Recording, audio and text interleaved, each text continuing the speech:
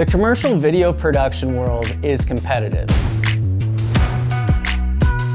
As filmmakers, we need access to the best tools available.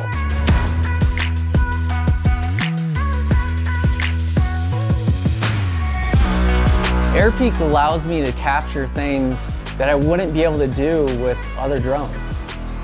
It's a real tool for cinematographers. One of the best things about Airpeak is the ability to use alpha line cameras with low light capability. And I find that very incredible because the other aircrafts that I've used, I haven't been able to use at night. So this really is a game changer in my perspective.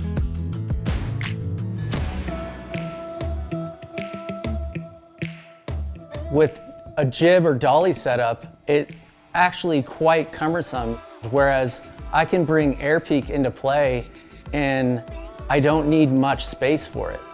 And the viewer can never tell a difference. It's just a great shot.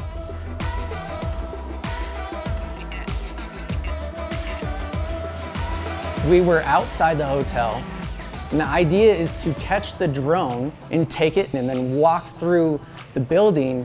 Since Airpeak is so compact, I'm able to get in these tight spaces and capture all these low light details. And this is really where the alpha cameras come into play. We want to go a step further, go out the door and release the drone and capture another aerial perspective. What we were able to do with Airpeak and Sony Alpha would have taken 2 cranes, a Steadicam, and a giant crew. So this really allows you to open up the creativity.